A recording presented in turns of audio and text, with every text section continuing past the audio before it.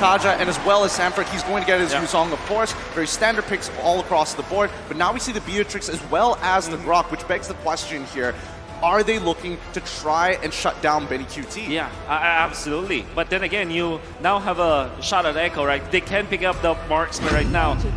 But, okay, it's a Harith. Well, instead of like picking up a hardcore marksman, hard carrying marksman for Benny QT, they put in the Harith. Although it's a hard carry still, right? If you think about it. But then again, it's a more mid-tempo kind of marksman or gold laner, which kind of tells me that this is the time where Echo will pick up a hero for Carl Tizzy that will scale into the late game. Yeah, I just don't like, the only thing I don't like about Harith is really if you have a bad start, it's shut down for pretty much the entirety of the game. And it's so hard to get that scalability in comparison to what we've seen with Beatrix, which is so weird because going back to the group stage, she had an abysmal win rate. It was like 25, 30%. But now you see teams, I feel like a switch has been flipped with Beatrix in particular, especially in the hands of Skylar. And going back to the key to victory for RRQ, if it ain't broke, just pick Grok. Don't fix it. Don't bother fixing it. And I think, it's really good that Echo didn't fall for the fact of, hey, Grok is flexible and therefore we should expect him in a couple of these positions. They're focusing down on the main issue, which is Vin. And Vin has been having a stellar performance throughout M4 for a good amount of time. And even RRQ giving a lot of respect to Sanji as well, banning out that Valentina, making sure that he's not going to have that many flexible options when it does come down to the dive. Which begs the question, Farm Mist, question mark, should they ban it out here? I guess because they are considering picking it up themselves. That's probably why they will not be banning it out. I'm looking at the past matches of RRQ Hoshi. They do pick it up when they have a Grok. They combo Farm Mist and Grok to go up against something like a Harith or a marksman, a hard marksman. Curveball, what about Kadita? I love it. It's one of my personal favorites. It also looks good for the side of RRQ Hoshi. It fits the bill of what they want to achieve, right? It's a very RRQ-ish hero. You can also give that to Echo, though. But at this kind of draft, maybe the Kadita will not be considered by Echo themselves. Oh, Barretts. Okay, so Carl Tizzy opting for that utility jungle route, focused on the objectives. We've seen a lot of this, right? And I mean, at the same time, it is still a safe hero because of the fact that you can kind of brute force your way into those objectives. You have that immune to CC for a little bit. You got the Daytona's welcome. And still, this is a lot of pick-off potential because it's highlighted with the Kaja, but still, can they capitalize on those kills? Because even across the board, they're going to be fighting in the death box. They're going to have to deal with wild charges from angles that they're not expecting. And if Skylar can come online on this Beatrix like we've seen him before, it is a lot of work for Echo here. How about a Martis for Albert for RRQ Hoshi? They just have to utilize this Grok on the XP lane, get another a roamer that can help them suppress this Kaja. And there's the Martis. Yeah, but we're also seeing a Lapu Lapu as well, which does mean that Vin will have access to that Grok as the support. He needs to make sure that when he's playing around Yaoi, he doesn't get caught himself, which is something that he's able to do. And there we go. That's the Kadita that we were expecting to see coming in from Echo. Nicely done, boys, here up at the desk. Man, it's weird to see that both Kaja and Kadita picked up in one team, but there's a lot of -1 potential coming out from Echo. Really what they want to play with. Is it a double down, right? Is it too much for having both Kadita and Kaja? We're not so sure, but we might see that. That's a great point, because honestly, if you already use the Divine Judgment, and if the rough waves are gone, you lose a lot in both categories, right? A lot of pick-off potential, a lot of firepower even. So you almost have to 100% guarantee that you get that numbers advantage if you're Echo here, because if it doesn't play in your favor, then that's going to be bad news for Echo and better for RRQ here as they get ready to go. Well, this is such a stressful game here. I can't imagine what it's going to be like. Hopefully you guys are going to be sticking around because you won't want to miss a second of this. Let's jump right into it. Into the land of dawn we go. The last chance for Indonesia to make it to the grand finals. And it starts now. We're going to see Vin is going to be controlling that Grok. So this is a roam Grok, and then the Lapu Lapu will be the ones to fight against the Yuzhong. We've seen it before. The Lapu Lapu can win against the Yuzhong. See Echo with early game Can they actually close this one out before RRQ scales? I personally think that they absolutely can, but it really depends on that momentum at the end of the day. What Vin is chill. Oh, he's holding back the waves again. For the second round of it. Okay, interesting. Usually it's just dedicated to one lane, but now we're seeing Yawi trying to go up to help Benny QT out to try and make sure that Skylar doesn't get too far ahead or at least holds that control. Yeah, I mean, you're relying a lot once again here for Skylar to just kind of pop off mid to late game. That's going to be crucial for them. And at the same time, RRQ's got to avoid all of those picks that Echo's going to be looking for.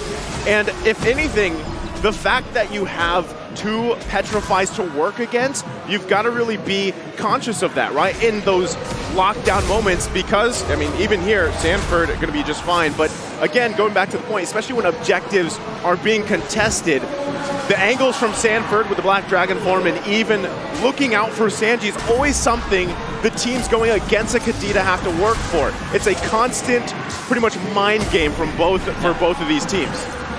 See the focus coming out from RRQ Hoshi. Make sure that the laning stage is good for their side. Even when they're not really putting a lot of effort into the gold lane, the fact that they're controlling the minion wave so that it will be in the favor of Skylar, that's already them saying we want to make sure that the laning stage is ours. All right, well, first turtle now up here. You're going to see everybody in position for this as it's crucial for their momentum. Carl-Tzy going to start it up. Yep, Black Dragon form already jumping into the back line. Is Carl-Tzy in trouble as R7's already done it, but he secures it, and Lapu Lapu ensures first blood. Albert now trying to get on out of the situation, and finally Yawi hits level 4. Divine Judgment has already been connected, and they have to back off. It's a 2-for-1 trade. A massive win coming out from Echo, despite them losing a Carl-Tzy. They got 2 kills afterwards, and then the turtle. They gave so much XP as well to Echo. That means that Echo will be in a very comfortable spot. We said the laning stage, the early game should be for Echo, and that's what they are now getting. Oh, Skylar now losing his flicker as well. Purple buff under threat by Yawi. He doesn't have his all, but Kadita on the opposite side of the map looking to make sure they hold and playing for EXP here. Oh, he just took it. That's the worst feeling in the world. Truly losing your purple buff this early on. Man. Yeah, tough situation there. I mean, you know, Yawi... Oh, Vin! Wild Charge already connected onto Benny QT. He's trying to get on out of there. Yawi unable to punish for the time, it being Albert is there. So now the rest of Echo is going to start backing off, but a majority of Echo's numbers on the bottom side of the map. We're seeing R7 actually committing to this fight, forcing out. Didn't see that Petrify. He's still good. Rank number 1, internal secure, but I would have, I want to say top lane, you saw Vin commit the wall charge. Want to go for Benecutie? They didn't even force the Purify onto Benecutie because they missed that wild charge. It wasn't able to knock the hand off. Oh, the combination was clean. Sanford sets it up. Sanji knocks it out of the park. And here comes Albert. Can he turn this around? Black Dragon form and get on out of there to ensure that the Decimate doesn't pick him off. You know you're happy when you're playing the Yuzhong and you can just do that, right? You play it a little bit dangerous, a little risky, and you just go ahead and pop the Dragon form and fly off on the map. Works great, but at the same time, you notice Yawi spending a lot of time here on the top side. The focus is Skylar. Vin's there to help him up, but right now, numbers advantage should be even out. Albert also getting wind of this, just in the area, just in case. Now Turtle's up here. You're gonna see both teams swing into position, and once again, does Echo secure this next objective? Well, let's find out here. Watchon comes through, but then Tono's walk finds it. Yawi flickers forward, finds one, instantly taken out Beatrix straight away. Skylar can't do much about it, and Albert finds one. Can he chain it into 2? Yes, he can. Benny QT with the Salmon Force gets on out there, doesn't want to be a part of that. Well, beautiful start for Echo. You saw that they were able to snag Skylar. That was one great ultimate coming up from Yawi, then Sanji with the damage. However, Albert finding the opening, he kind of conceded the turtle control for them to take more kills. That's the reason why they have taken some gold away from Echo, and despite them losing that turtle fight, it kind of felt like RRQ is starting to feel that they can equalize this game.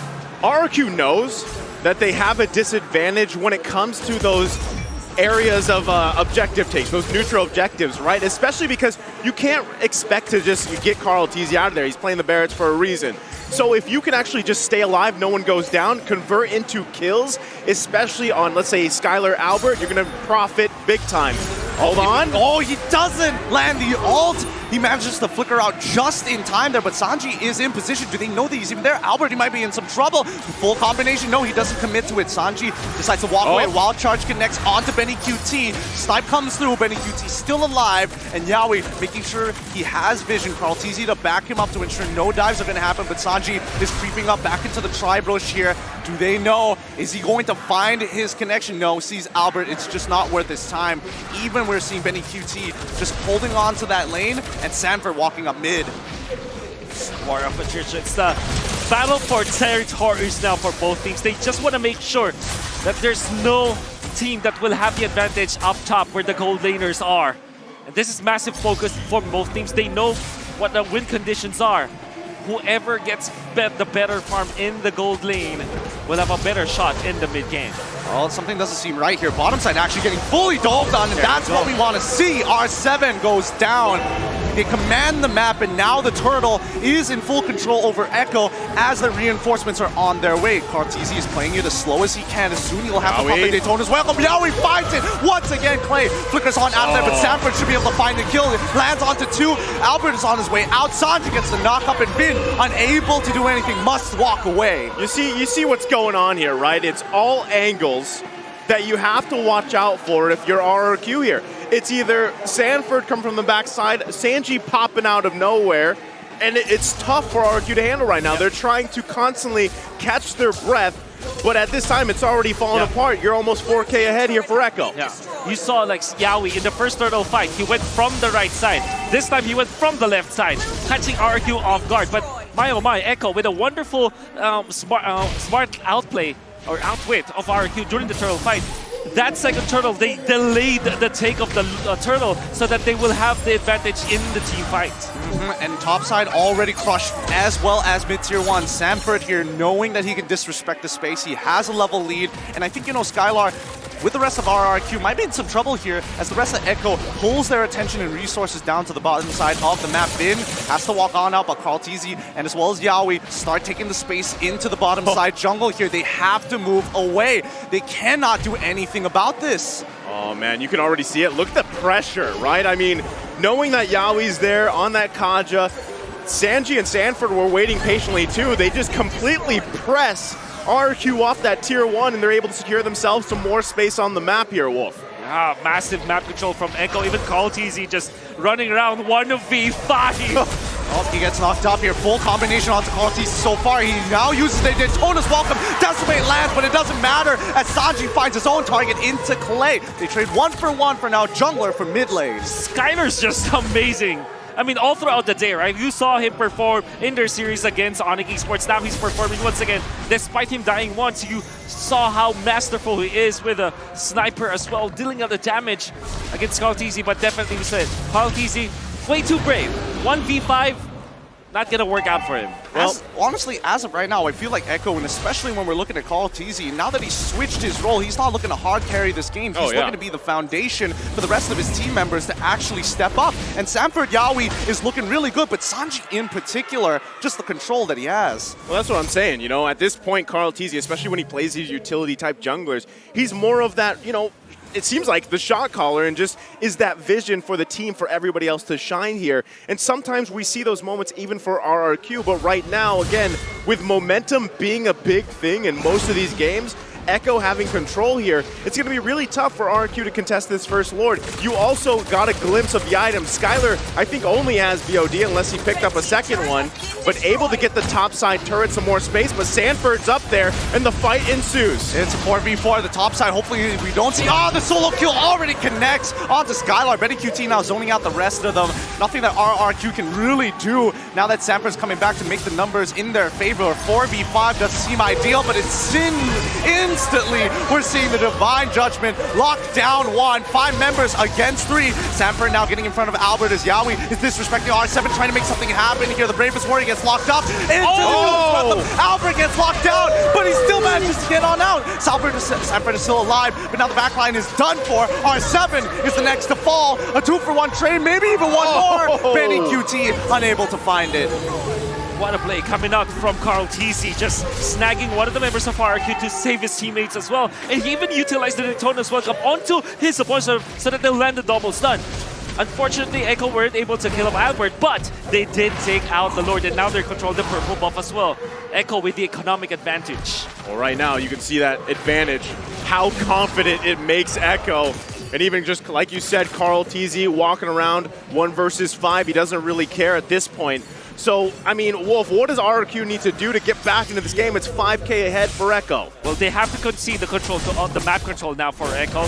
Just utilize Albert or maybe R7 to kind of split push the waves and allow for Skylar and Clay to just farm the incoming waves. So it's going to be totally defensive now for RRQ Hoshi. Echo's power spike is literally right now mid-game. They have to respect that. Yep, Sanford coming in. Yawi finds the catch once again. Good spatial awareness, and the outer turret will fall as Echo now with a five-man pushing into the inhibitors against 4. RRQ playing hyper defensively. Albert has to clear these waves so far. But we see on the bot side, even Carl TZ doesn't mind, proxies the wave, and that's going to be every single outer turret, very systematic coming out of Echo. It's going to be difficult for RRQ to defend this, especially when Yawi's just finding all of these openings. Yawi already has gotten a fleeting time. That means that from here on out, you're always afraid of Yawi. Like every 30 or every minute, I mean, there's a threat of the Divine Judgment one shot. I mean, just at this point, slowly whittling down the base here of RRQ. Echo knowing that they're in full control at this point. And this is, again, referring back to the series we saw with Blacklist International, this is what Echo does, right? When they have this lead, they don't let go. Oh, the wild charge connects, but Yawi was able to get his animation off in time, and now Sanford coming in with the Black Dragon form, looking to try and get a punish here. Echo find nothing, but with the 7K lead, RRQ do not want to get in that.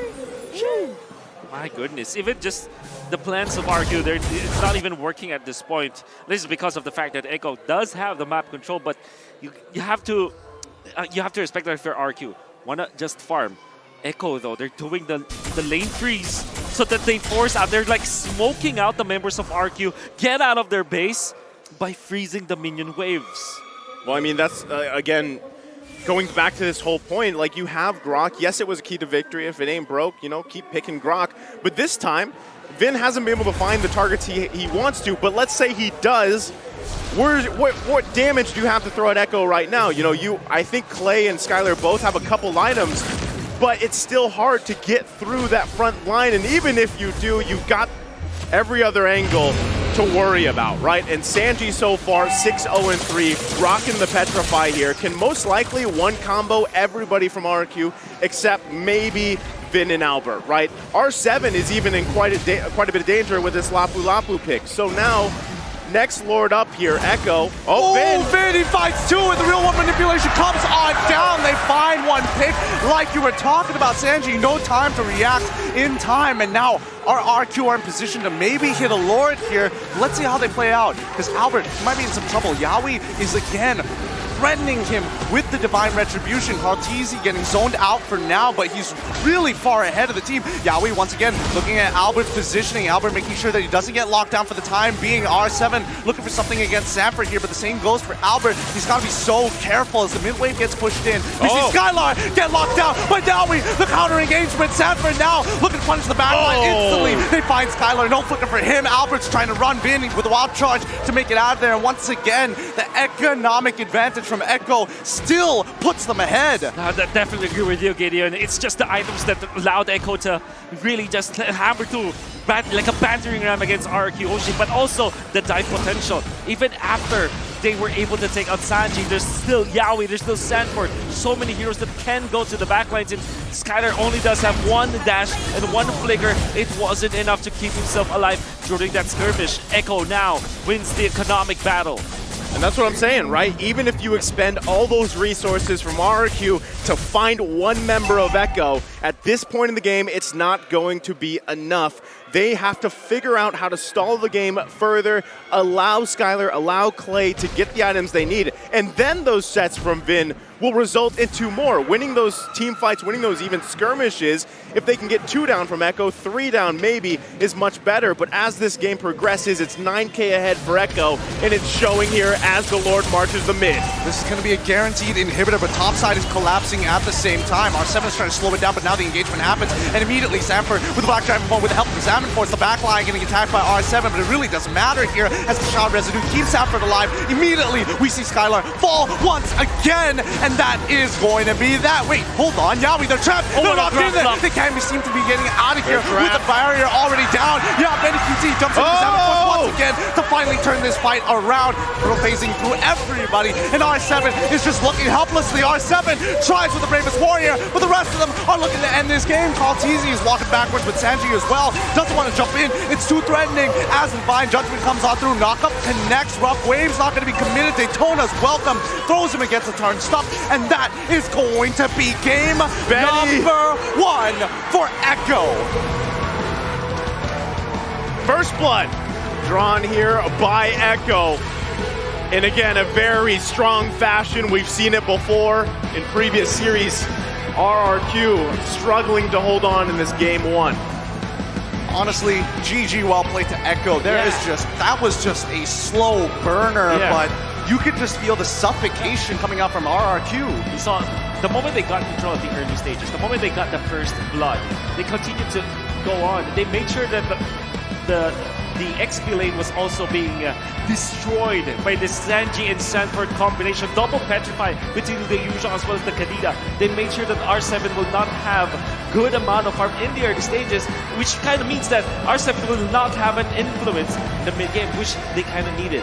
Skylar needed the farm. They weren't able to give him because the XP lane in there was also shut down. You just saw, I mean, across the board, again, the boxes being checked here all around from Echo. And even though it looked like there was moments where RRQ could hold out a little bit longer,